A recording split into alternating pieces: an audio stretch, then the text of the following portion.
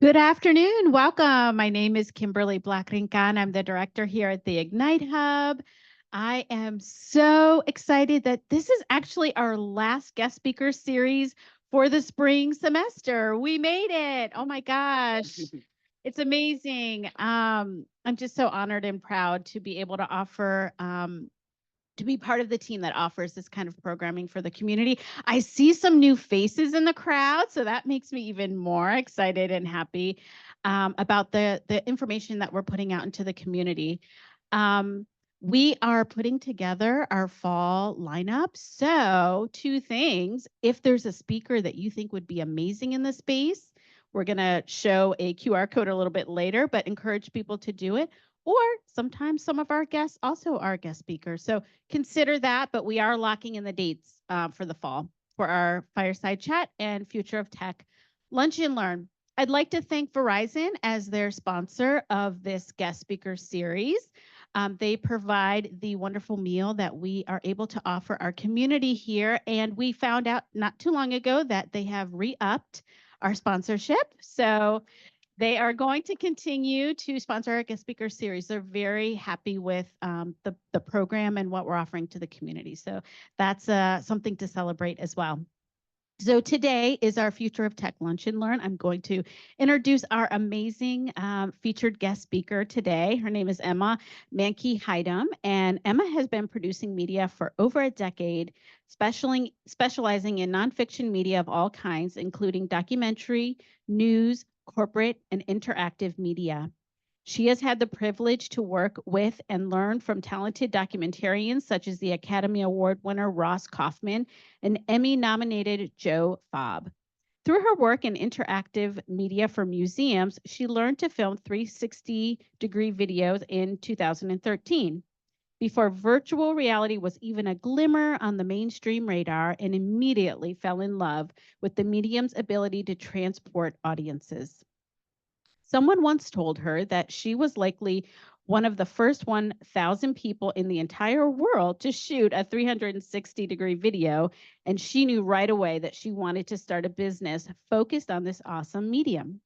In 2015, Emma launched Sunnyside VR, a full-service VR video production company where she creates virtual reality content for brands as well as immersive journalism.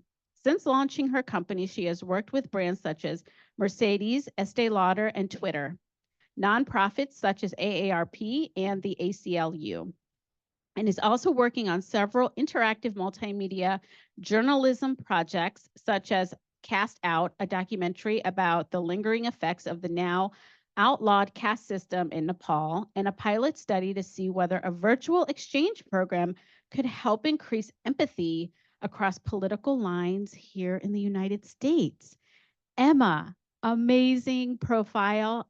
Without further ado, I'm going to hand over the mic to you so you can talk about VR, the metaverse, and empathy and ethics. Let's welcome Emma. Hi, everybody. Thanks for coming out today. Like she said, I'm Emma. My company is Sunnyside VR, and I'm here today to talk to you about VR and the metaverse and sort of the good and the bad, let's say, that it can do for our society. So, next slide, please. Okay, so what is the metaverse? A lot of people kind of don't, or, it's like kind of the same amorphous thing right now. And I think a lot of people view it as ephemeral, or I don't know quite the right word, but for technical purposes, the metaverse is, virtual reality, augmented reality, kind of anything where you're in a virtual world online. There's a lot of people think it's like one place, the metaverse. It's not one place. Some of that's because of capitalism and the fact that companies don't want to play nice together. But so like if you're in Second Life or if you're in Fortnite, you can't just necessarily like merge from one into the other. They're separate little metaverses. So that's sort of one distinguishment. And then augmented reality is sort of considered part of the metaverse, but it's a little different because you're also in the real world at the same time. So the terms are even still evolving. Not even people like me necessarily know how to explain it all the time, but basically, conceptually, if you actually can go to the next slide, It's like you're going inside the internet. I think that's actually a pretty good way to describe it. So yeah. Okay, so there's virtual reality and there's augmented reality. Here, I guess I can use this, right? Do I just push like this? Okay. Yeah, so there's virtual reality where you're like in a headset, you can't see the world around you, the real world around you, you're fully immersed. Then there's augmented reality, and that's where you're overlaying things on the real world. Currently, the most accessible way to do that is with your phone or a tablet. The headsets do exist. There's a Microsoft one. There's a couple other ones, like the Microsoft is the HoloLens. And that's where you're wearing like glasses that are overlaying things on the world. Next. Okay, so we're going to talk about augmented reality first, because that technology isn't as far along, and so there aren't quite as many use cases for it yet. But in the future, there will actually be sort of infinitely more use cases for augmented reality than for virtual reality. It's just that the technology is not quite ready yet. So right now, what we see here is, like I said, using your phone, using your tablet. Probably you at least heard of Pokemon Go if you didn't play it yourself. And that's like overlaying Pokemon in the real world from your phone. The other picture that you see there is a marketing piece that a company did where you like overlay things over an image and other things will pop up. Next, please. Yeah, so the content can be triggered by either images or by like QR codes. QR codes is sort of the earliest version of augmented reality, and then by your location. And then all the other kind of augmented reality that most people are probably familiar with are filters like in Snapchat, TikTok, etc., where it's overlaying stuff over the video that you're taking, and it's using AI to figure out like what it's seeing to overlay that stuff on.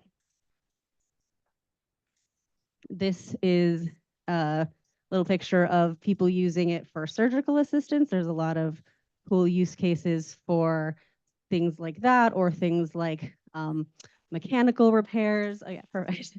And where it can help people in the real world as a visual aid for both training and for the actual work. So some ethical concerns with AR. People are like with Pokemon Go, there were a lot of people getting injured because they weren't paying attention, because they were looking at their phone. And then, part of why the glasses haven't become so popular, I don't know if you all even remember Google Glass because it was sort of a flash in the pan, but part of what killed it was that people got weirded out seeing people walking around with a camera on their face. And so there's a lot of privacy concerns when it comes to augmented reality. Okay, virtual reality. This is definitely more my specialty. So yeah, can you click? Sorry. Thanks. So the greatest thing about VR that VR has to offer and why it is such a powerful tool for empathy is that it instills a sense of place or presence because you're fully immersed in the headset. And it's amazing how we can trick our brains. Okay. So the other cool thing is it's experiential and it's active. So it creates more engagement naturally, even with just, some of what I do is just plain 360 video. So really you're limited to being able to look around, but even that is still more experiential and less passive than like watching a TV or something like that. So I like to say it's the difference between seeing and experiencing. So they did a study at Peking University where they actually showed the increase in brain activity in the pain and empathy regions with virtual reality. And it was astonishing, especially compared to other mediums like traditional video or photos, the increase that that sense of presence gives to the pain and empathy parts of the brain. That's why people call it the empathy machine. This is just a quote that I liked, but it speaks to why virtual reality is so powerful because it is the closest that you can actually get to walking in somebody else's shoes. So this is a little video. if you wouldn't mind playing it. It's about 2 minutes. It's about a study they did at Stanford University.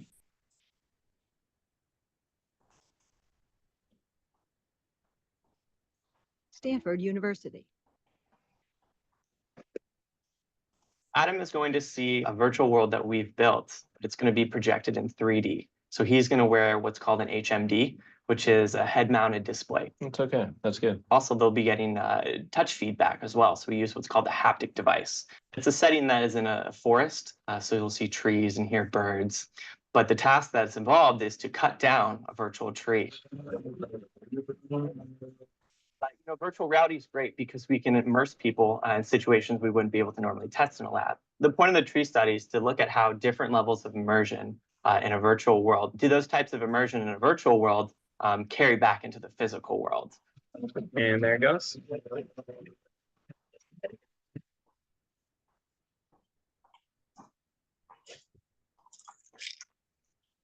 It was kind of strange, cutting something down that wasn't there. What we found was that only the people that were immersed in virtual reality were the ones that actually changed their behavior. So they were the only ones that actually chose to conserve more paper. Branches are crashed and scattered out on the ground. The top of the tree is just lying straight out in a field. Cutting down the virtual tree actually started to make them think about their behaviors a little bit more. So maybe they would start to think about their impact on the environment, and maybe start to think about products as well. So maybe I would choose to pick a product that was maybe recycled as opposed to non-recycled. And that was based on, just being immersed in this virtual experience. So yeah, so this is just one example of which I will list a few more of the ways that For more, immersion, please visit us at stanford.edu. really actually causes change more so than a lot of other mediums. Okay, so combating bias, there's a couple of really cool studies that have been done. The first was by a company called Holodoodle, and they put people in genderless robot avatars and modulated their voices, and they found that people felt more free to be themselves, that people could interact with the other gender in healthier ways. Because there weren't these all of that, like racial bias, gender bias, et cetera, that would normally sort of taint interactions was no longer there, and people were able to communicate more effectively. And there's a little picture of the robots. And then the second study found that if people were put into a VR experience and then they look into a mirror and they see themselves as a different race, or they see their hands as a different race than their hands, they actually also, the implicit racial bias was decreased. This was by Planned Parenthood. They did one part was 3D animated, but they used real life audio from Planned Parenthood clinics of people yelling hateful things as women went into the facility. And they put that real audio and they animated that scene. And so first, sorry, apparently I'm losing my voice now. So first you're like you have to walk through and you have these like 3D characters shouting these hateful things. Then you go into a video experience with a real person kind of going through that. And they found that people were a lot more empathetic toward women going through this. They were more open to talking to their friends about clinic bullying, and they were more likely to sign petitions, etc. This is called Carnegie Arena. It was an experience. They actually had one here in DC. It kind of toured the country a little bit, but DC was a place where it stayed for a while because they wanted lawmakers to go through this experience. And it was the experience of going through the desert as a migrant. And they actually filled a room with sand. So you would go in, you would take your shoes off, they would put like a backpack and a VR headset on you, and you would go through this experience of walking through the sand, through this virtual desert, and then being kind of harassed by immigration authorities. So beyond empathy. There's a lot of really cool medical uses for VR, and this really goes to show how powerful the brain is. I think that there's just so much cool information that we're learning even still about how the brain impacts the body. But so this one is about pain reduction. And and they did this thing called Snow World, and it's a little bit gamified, but it's also you're going through like a cold environment, and they found that it helped reduce pain for burn victims during dressing changes.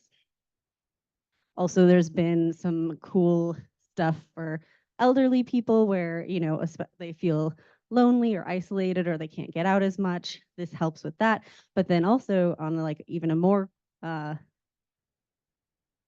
guess, impressive side, it's been helpful for people with dementia and Alzheimer's if you can put them in a virtual setting that is like similar to something from their younger years. It helps to ease their anxiety and calm them down. And there was one study that I read, or one particular example that I read, and they were talking about a man who was like really ornery and wouldn't socialize, but then they started doing this VR work and he really like opened up, became more social, had a lot fewer anxiety incidents and things like that. Virtual therapy. I think, you know, the pandemic made Zoom therapy very popular, but there's also something about not being face to face and being in a headset that made it easier for people to talk about negative experiences. So this is a fun example. We can play a little bit of the video. I can't remember how long this one is, but basically the cows produce more milk. Ah, yes, the sweet sounds of a dairy plant. You may not have been to the metaverse yet, but these cows are already working there. Turkish cattle breeder Izzet Koçak outfitted his animals with virtual reality glasses to simulate vast pastures and sunny skies. In other words, Izzet says the cows feel more relaxed and are able to produce more milk because they feel like they're actually in a pasture instead of a sterile man-made facility. The VR glasses have been specially made for the bovines. Izzet says he came up with the idea while trying to produce more milk to compete with rising prices in Turkey. The headsets were originally tested out in Russia before Izzet got his hands on them. He says they've been such a success, he's ordering 10 more for his herd. Could this be the beginning of a new movement? For Inside Edition Digital, I'm Stephanie Officer. So not just human brains that VR can trick. And then speaking of dairy, I just thought this is kind of a fun thing. They put subjects in 3 different virtual environments and had them eat cheese. And the participants said that the cheese tasted significantly more pungent in the cow barn. So our brain can even, and our sense of place can even affect our sense of taste. Okay, so nonprofits should be using VR. Well, not all, but especially like any humanitarian aid type nonprofits and that kind of stuff should definitely be using VR. These are some statistics from a Nielsen study on VR and nonprofits that basically, you guys can kind of read them on your own, but basically like at every measure, the VR performed better in terms of like name recognition, getting people to care more, getting people to donate, both in how many people donated and how much they donated. So yeah, I'll give you a second to just sort of read through that, although I guess we probably, do you guys provide slides? Yep. Okay, great. Yeah, so you guys will have a copy of this. So these are some specific examples as well of other VR experiences. Clouds over Sidra was for UNICEF, and people donated twice UNICEF's normal rate after seeing it. Charity Water also raised a lot of money using VR, and there's one particular example of a donor who had already pledged 60,000, and then he went in and did the VR experience, and he raised his donation to 400,000. That's what, like 7-ish times or something. So training and education, super, super valuable tool for training and education. You can travel, you know, anywhere in the world, at least anywhere in the world that people have made content for. Then interacting with content in a 3D environment. That means, you know, getting a sense of things at scale, or being able to blow up a molecule and really like see how it works, or all sorts of other things. And then the third thing is, social impact, which goes back to the empathy thing. And then training that is expensive or dangerous. So firefighters are starting to use VR to be trained for dangerous and rare situations. And also like heavy machinery, you can train your staff on heavy machinery without the wear and tear of the machinery or having to take the machinery off the floor, things like that. So there's a lot of really great use cases for VR in education. And because VR is an experiential medium, you're much more likely to remember what you've learned. And that's sort of like the pyramid of, I forget what that's called exactly, but you can see as it goes down that we remember more and more based on how experiential it is. Don't do this at home. This picture cracked me up. So that said, yeah, VR is an amazing tool that can do a lot of good, but like any technology tool, it can also be used for wrong. So, you know, we still don't necessarily know the impact of increased device usage, especially like screen super close to your face for kids. And then, you know, it's just another form of media where sometimes you might end up kind of in social bubbles, whether that's in a gaming world or in social media, because there is social media in VR. So that's sort of or just another place where this can be a problem. Cybersecurity risks with any technology, people could hack it.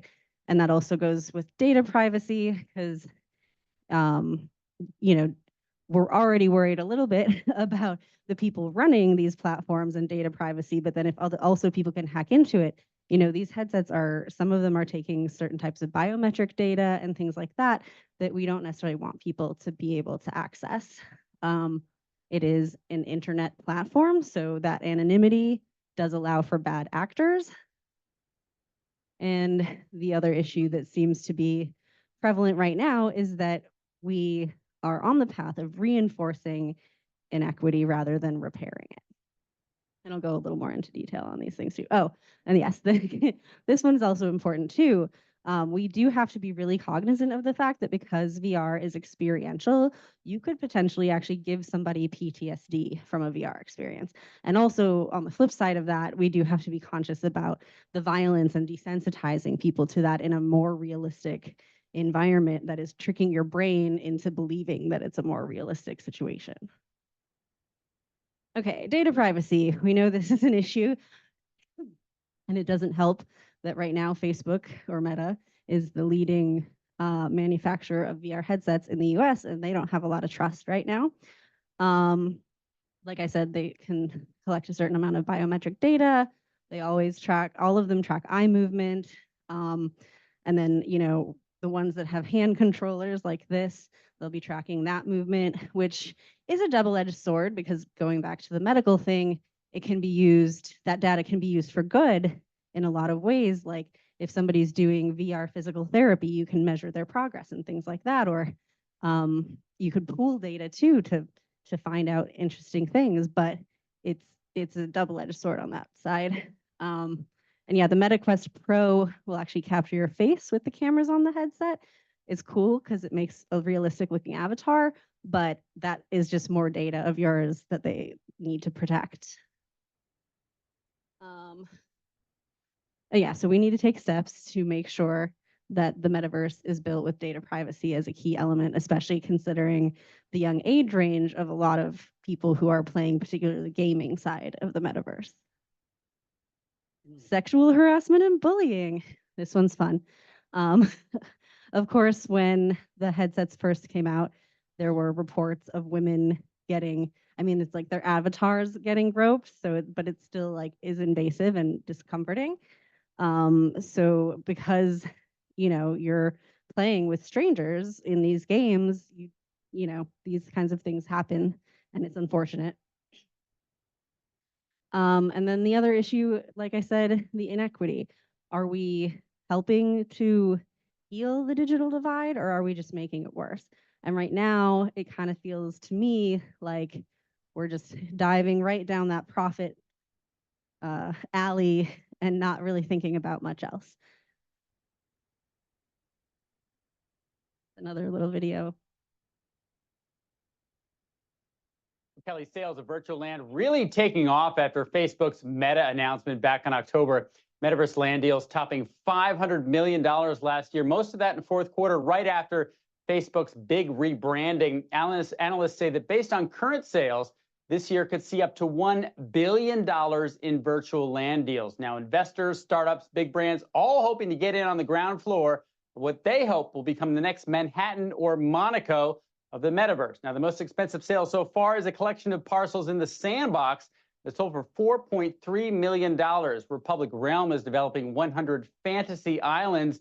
They originally sold the first batch for $15,000. They just resold one for $270,000. Now, tokens.com, they're a Canadian firm, just paid over $2 million for a plot in Decentraland's fashion district. They're going to lease that space to big apparel and luxury brands. Now, just as in the real world, it's all about location. Prices near Decentraland's Dragon City, their Vegas City, and the Red Light District are the most expensive. And then when you look at the Sandbox, the big draw is Snoop Dogg. Land near his upcoming mansion just sold for over $500,000. And they've got Atari betting on a big second act there. They're hoping to become the biggest landlord in the metaverse with a planned development of houses, casinos, lots of games. A parcel next to Atari's development selling for $840,000. So unreal prices for unreal real estate. So this is metaversal real estate. This is not real estate. Metaversal real estate. But Robert, obviously, just like in the real world, some online metaverses will become more valuable than others. The real question is everyone just doubling down on this one? I mean, they haven't even seen the launch yet of everyone else who aspires to have one. Exactly, Kelly. And they're the big four when it comes to land, but there are dozens of new metaverse platforms being launched every week. So that is the big question: is which of these, is it one, is it five, is it three, and which ones become the biggest? Yeah, no, absolutely. Robert, thank you. Robert Frank. Yeah, so right now it's kind of the Wild West, and I think some of those people who invested hundreds of thousands of dollars into cyber real estate are going to regret that later. But, some might not. And we're going to kind of see how that plays out. But unfortunately, it does not feel to me like a lot of the major players are really thinking through the concerns about inequality and things like that. So bringing me to building with intentionality, how can we prevent this, right? We need people working in this field who care about fixing the inequities of the real world and preventing VR from just becoming another playground for the rich. The headsets, actually, to Meta's credit, they've kept them pretty affordable. Apple, not so much, but that's not new, I guess. And so it theoretically isn't that completely inaccessible, or even at the very base level, there's something called Google Cardboard where you can stick your phone in and you can kind of do a very limited VR type experience. So right now, technically speaking, it is available to people who don't have a lot of money, but the way that the industry is going makes me feel like worried on that front. And how do we support a diverse tech workforce? That's a problem in all of tech, but that's only going to continue to be a problem in virtual reality under the current circumstances. And yeah, diversity leads to innovation. I mean, we all know that. That's why a lot of us are here. And then this is just about me. And then the second half is open for questions. And then at the very end, I do have a VR headset here if people want to check it out.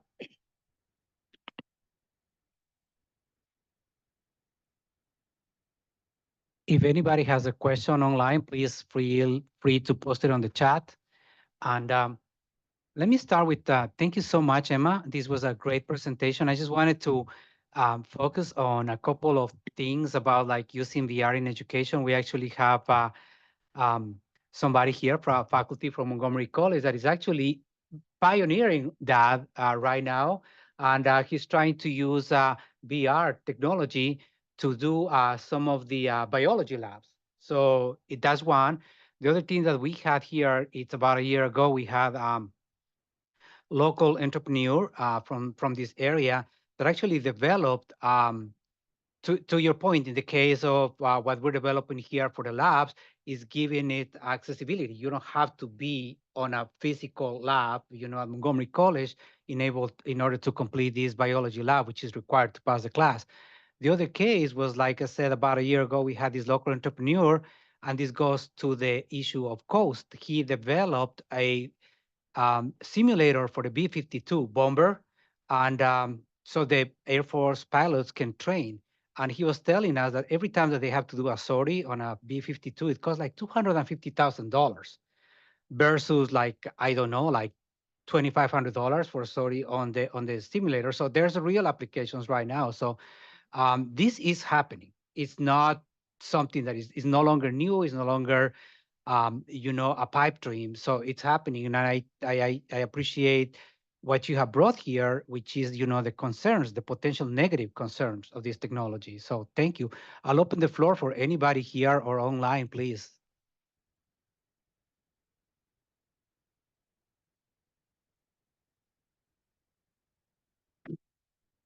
In Europe or other places, not in America. Is that because they've been using this longer or more research is happening on it, or is it just coincidence that those are good examples? It's not just coincidence. There's a lot happening here in the US. I like Stanford was in there.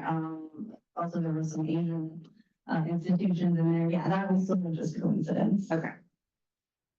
Yeah. Hi, I just want to say awesome presentation. I love how you presented both the good and the bads of these kind of technologies. I have a question. Have you heard of like a virtual reality game called Nevermind, if you don't mind me asking? I've read about it in Smithsonian Magazine. It was supposed to treat people with PTSD. To win the game, you have to basically keep calm and carry on, so to speak. So it was invented to treat PTSD. And I just want to hear your opinions on such an idea related to the game, because you brought up a point about, sure, if done incorrectly, unfortunately, VR can do more harm than good, but here's a case where there's good intentions of trying to decrease PTSD with this kind of technology. Yeah, actually, PTSD was one of the first things that people started trying to treat in VR, because you can put people in the scary situation, but they're in a safe environment, right? All they have to do is take off the headset if they get too freaked out, or phobias too. And I think that that's a great application. I think like the medical use cases of VR are so cool. Also, sorry, there was one other thing I just thought of, and then it like went out of my brain. But yeah, I mean, it's this, like with any technology, right? It's a double-edged sword, and it really intends on the use and even tested, but like, and the origins of VR to a degree actually have some to do with, well, not PTSD, I guess, but like interest, or just, I guess, a random side note, the spatial audio from the Oculus headsets was actually made by a group that works out of the University of Maryland, and they had developed this spatial audio originally to train soldiers who came back from war who were blinded how to navigate via audio in the world. And so there's a lot of interesting tie-ins there with, I guess, like vets and VR, but yeah.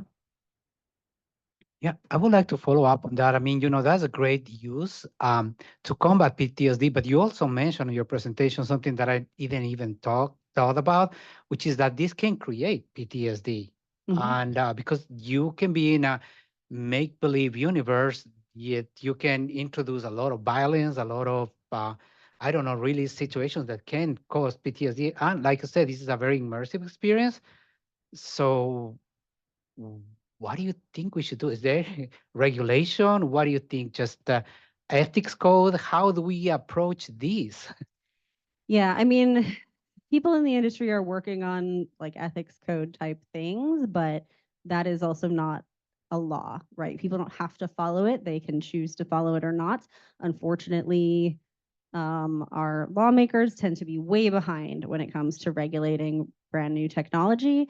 So right now we're in kind of the Wild West, and we really have to try to hold the people making the stuff for VR accountable, because only like really the consumer market can hold them accountable right now. There aren't really many regulations at this time. But certainly, I mean, lawmakers are trying to get faster about this kind of stuff, but it's bureaucracy. So Thank you. Anyone else? So VR and AI. So where is there a marriage here going with the two technology? I mean, AI is already being used in VR a lot for, similar to ways it's being used on the broader internet, right? Like, getting you the content you want, learning your preferences, those kinds of things. AI and VR can get scary in the future potentially. I mean, especially you think about, although this isn't even just VR, but you think about like things like deep fakes and stuff like that. And then you put it into a VR environment where it feels real and like the stakes get a little higher. So right now it's being used in VR fairly innocuously, I think, but it does have some dangerous potential.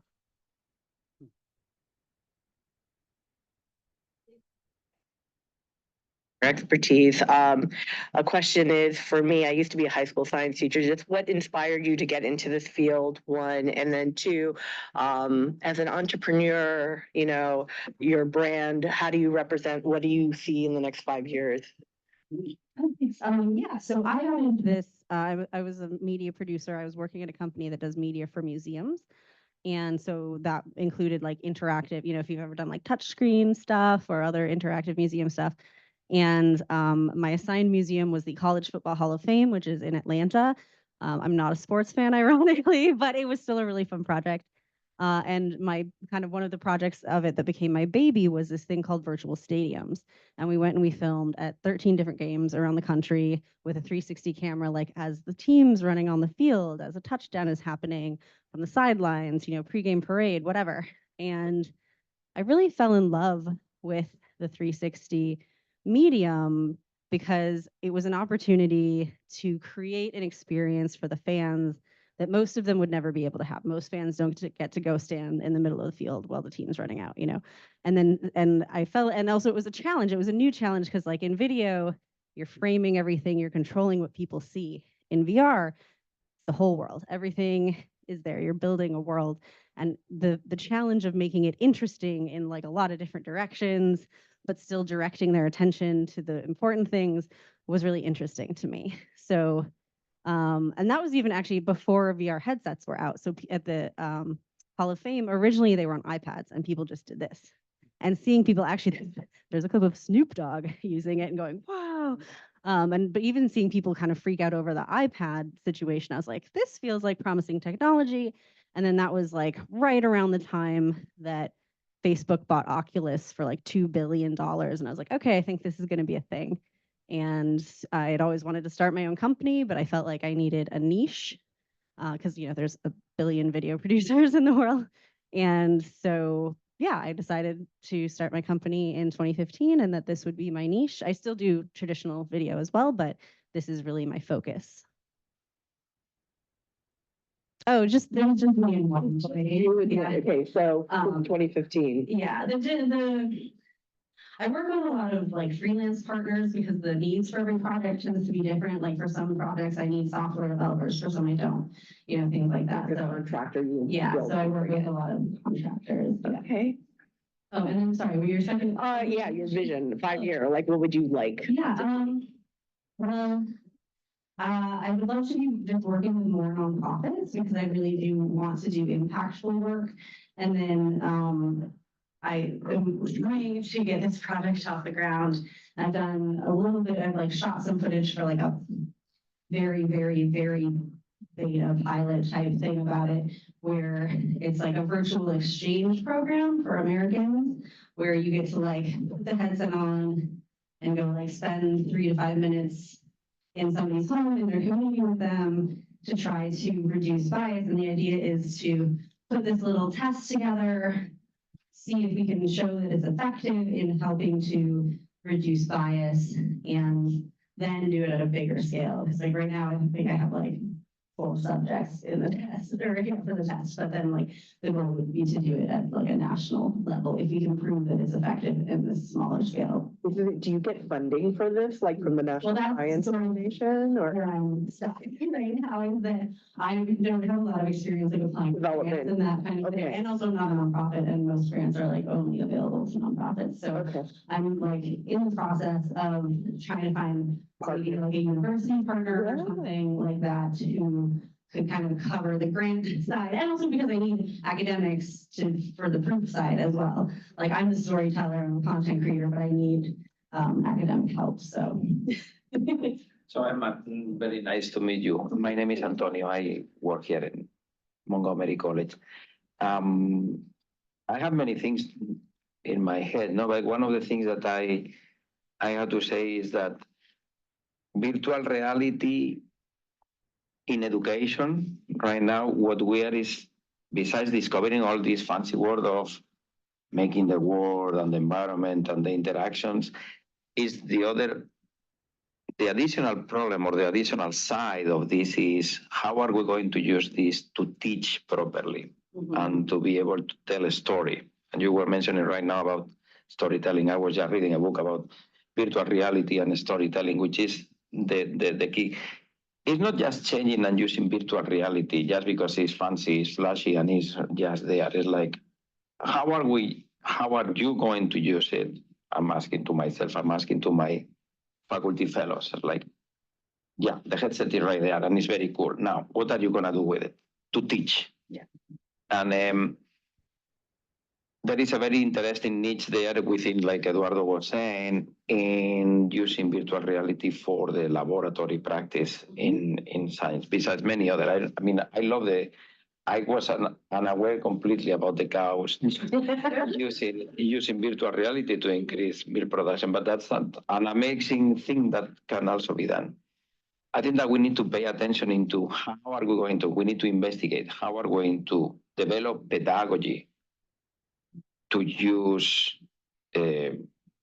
headsets and virtual reality into teaching. And that's something that we are doing here, and definitely we need to talk more about this in the future. It's great.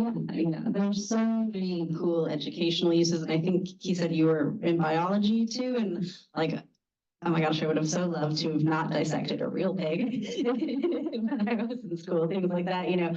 And the other thing is not just that, you know, a virtual reality headset kind of expands what you can teach, because you can take students on a field trip to anywhere, you can visualize almost anything, but also they retain it better because it's more experiential. And so I think there's a lot of really promising uses, education uses, but like, yeah, we have to be intentional and we have to be careful and we have to be accurate, especially in education.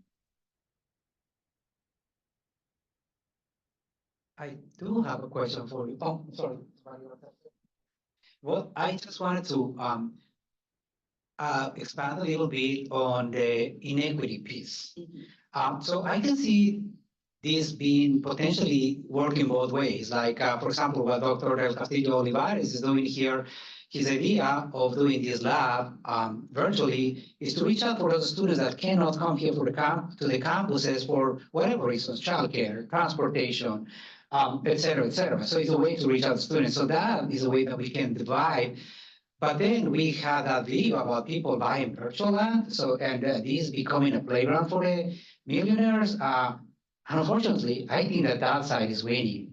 Your comments? Yeah, no, I agree. Unfortunately, I do think that side is winning. There is a lot of really good stuff being done in VR, but unfortunately, that's largely with like research grants and things like that. The capitalist side is definitely money, money, money, and is unfortunately right now pulling ahead. And like we mentioned before, there's not really any regulation to. And that's, I think in some ways that might be why there's like maybe a little bit of a gold rush, so to speak, for some of this virtual property, because people want to get in before there's like regulations and things like that. But yeah, unfortunately, I think you're right. Right now, the money grabbing side seems to be winning. Thank you. Maybe. Good questions, and it kind of adds on to the inequity piece of like how some people are not able to access like VR headsets and stuff. Um, what I find kind of intriguing is how you can put a value on like something that's virtual. Like essentially, it's not there unless you have a VR headset. So let's say people are opposed to that, then what? Like what happens to investors who are putting money into virtual land that essentially could mean nothing? Because it in a sense it's kind of like a subjective kind of value. Yeah, I mean, well, even in the real world, land can have somewhat of a subjective value. But yeah, I mean, like I said, some of these people gambled and may lose big. Especially like, you know, but that's also like, these are people who go into this knowing that, right? These are oftentimes like your hedge fund investors and things like that, because they wanted to get in super early because yes, the risk is big and they may lose a bunch of money, but also by getting in early, if they do succeed, they stand to make a crap load of money, right? And so it's a gamble. And some of them will probably regret their decisions. And like, you know, they named some of the players in that video, but there's certainly going to be more coming. And some of, I mean, even actually it was funny. So I haven't used my VR headset in a little bit and I turned it on and like, there were like 6 different apps that were just blank squares because they don't exist anymore. Because like there was one thing called Alt Space VR, which was like a virtual meeting space, but it was cool. Like you could play games, you could do other things. And it died. Like they got tons and tons of funding in the beginning, and then they ran out of money. Like VR has not picked up as quickly as everybody thought. That's the other thing is some of these people may find themselves waiting a lot longer than they were hoping because like even me, I started my company in 2015 and I thought we'd be much further along than we are by now. And so things are definitely moving maybe a little slower than people would like. So there's that aspect as well. VR just pose a threat to society as a whole with lack of regulation. You know, people with certain health issues and, you know, using VR as an escape, but instead of it being an escape, it's something that they're kind of trapped in. What do you think can be done to like, in a sense, still protect like society as a whole from like being locked into a VR headset and that's all they know? So I get a sort of similar questions sometimes, which is like, well, yeah, we're just like VR is going to mean we live in a world where people are just going to like put on the headset and live in these virtual worlds instead of the real world. But the thing is, people have been escaping the real world and living in virtual worlds since books, right? Like there are plenty of people who just don't want to go into the outside world, and that's going to be the same regardless of the technology. I don't think VR is going to make that much worse. Might make it a little worse. Certainly there's like some extra dopamine hits probably from being in an immersive environment. But I think really it's about, you know, being intentional in what we create, holding the companies who are running these platforms and making the content accountable for making content that's responsible and not like intentionally addictive. I mean, even, you know, like I know people and myself sometimes, you know, like during COVID, like, God, I can't even think about how many hours of TV I watched, you know, kind of thing. Like we can escape into any technology that we do. VR isn't, I don't think, going to make that much worse if it makes it worse at all. But we just have to try as a society to hold the people making this stuff responsible. Yeah. With being intentional and like holding companies accountable, what are things that you would look for to do that? Well, I mean, holding companies accountable is tough, but by the same token, you know, your dollar is really the biggest power that you have. So if you see a company in the metaverse space being really irresponsible, don't support that company. Speak out about them on social media, try to get other people not to support the company. Really, like, I think as consumers, we sometimes forget that our dollar is actually very powerful. And that's the easiest way to hold companies accountable.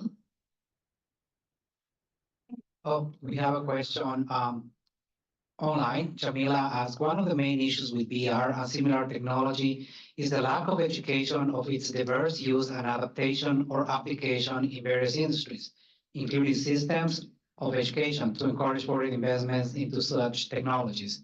I guess that was more of a comment, but do you agree with that? Yeah. I mean, that makes sense.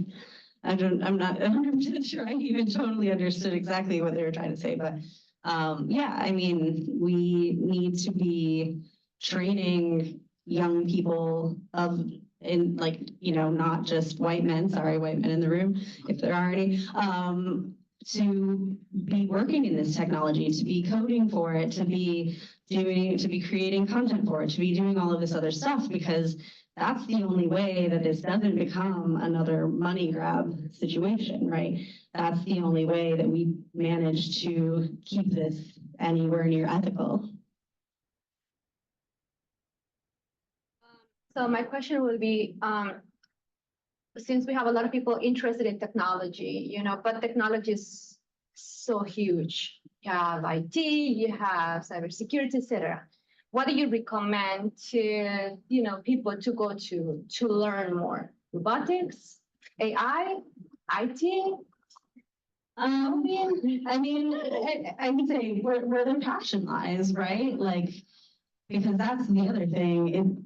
If people are just making stuff to make money, then that's not going to be good. If people are making things that they're passionate about, that's going to probably improve the quality, make things more ethical and things like that. I'd say like AI is a big one because that's going to touch every area of tech. But I just think it depends on what you want to do. There's so much, like you said, and I don't, certainly like cybersecurity, if you just want to make money in something tech, like cybersecurity, okay. If you want to be more on the creative side, then yeah, maybe like virtual or augmented reality. Like there's so many different options, and it really depends on what your interests are. And I think just getting people who are passionate and who care about what they're doing is also really important. So I would say, if you're not sure, dabble in a lot of it to start and then figure out what you like better and then try to focus from there.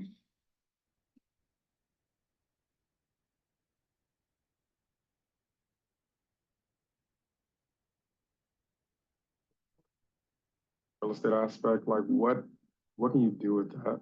Like people buying real estate in the virtual world, then what? Probably shouldn't be saying this to somebody who works in VR, although I'm not selling metaverse real estate, but I think it's really stupid, to be honest. Especially if you're paying it's a virtual, you could press delete and it would just be gone. I don't understand, to be honest, why people are paying insane amounts of money for cyber real estate, but and it may turn out that that's just a fad. Although I don't know, I think Fortnite and Roblox and those companies would probably beg to differ because they've sold a ton of virtual property and items, and Nike was selling shoes in Fortnite or something. I forget which one it was, but they've made billions of dollars selling virtual items. So clearly there's a market for it. I don't personally understand it, but I'm also not much of a gamer. I came to this from more of the storytelling video space. Fortnite aspect because it ties to gaming, right? Like there's a reward for that, but with real estate, what do you? I think it's the real estate thing. I think is it's like virtual social capital. Because Snoop Dogg has this virtual mansion and maybe somebody wants to go party there or whatever, because then they can say they went and partied at Snoop Dogg's virtual mansion. And there is, in these virtual worlds, you can interact with people. And so in that sense, there might be some value to having some virtual property because then you have a place you can welcome your friends and their virtual avatars, whatever. That said, do I think that's worth hundreds of thousands of dollars? No. I might pay $10 for that or something, but I'm not their target market because I'm not the kind of person who would invest in that kind of thing.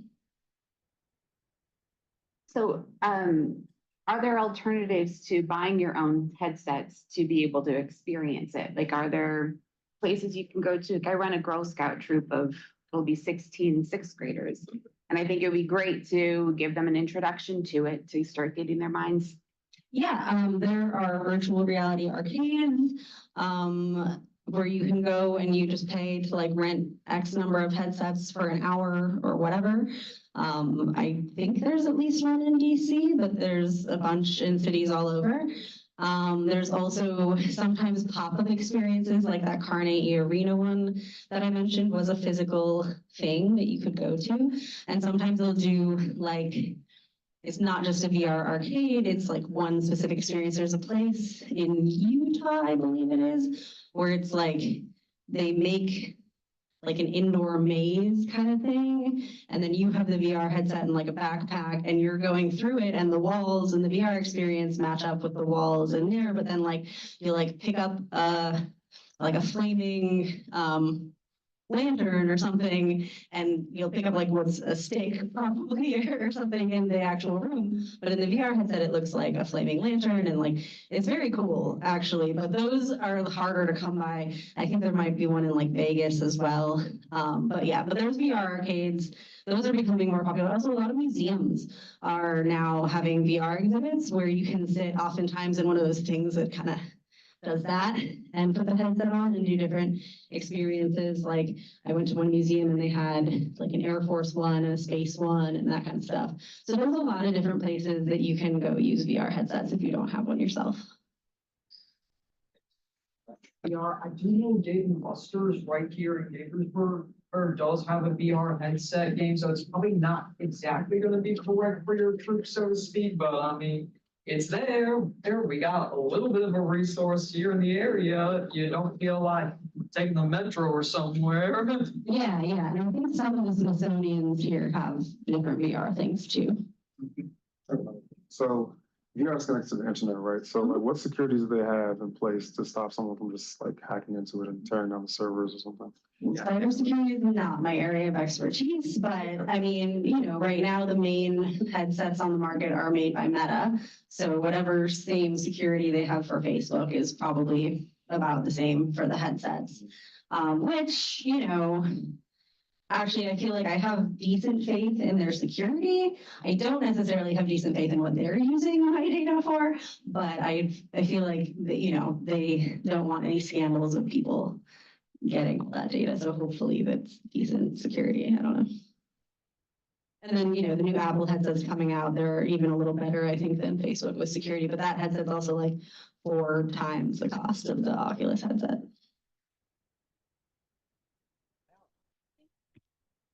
That was our last question. Thank you so much, Emma. That was a wonderful presentation. Thank you so much. Thank you, Emma. We have a token of our appreciation for you for coming to share your expertise here with the Ignite Hub and also with our just general community. We have people that come from all over, educators, entrepreneurs, students, a variety of people. So thank you for sharing that. And of course, this is recorded, so we'll continue to share your amazing story. A couple of things before we wrap up. Please take a moment to fill out this event survey. As I said, we do look at this information. We want to know, did you like this presentation? Would you like to see more of this? Is there something else? Eduardo and I do look at this information. As I said, we're coming to the end of the semester, so we will be pulling all of our survey data and look at it and see what we're going to do for the fall and next spring. We also have lunch. Thank you again to Verizon across the hall. So Emma will continue to join us there. So that's part of our networking experience as well as part of our guest speaker series. So unfortunately, that's for those of you that are here in person at the hub. But with that, I just want to thank everyone. I wish everybody a safe and fun summer. Here at the hub, we are doubling down on the Montgomery King Code Summer Camp for our middle school students. We have about 900 students that are going to participate, middle school students. So that's our big project for the summer. We have a few other activities coming up. Next week, the Montgomery County Black Collective Collective is doing a financial clinic for small businesses, for entrepreneurs, so that will be here. And we have a boot camp for the ACES STEM Ready group on Python. So we're supporting students with gaining some skills in Python as well. So I will say that we're signing off. We'll see you back in September with our guest speaker series. So thank you.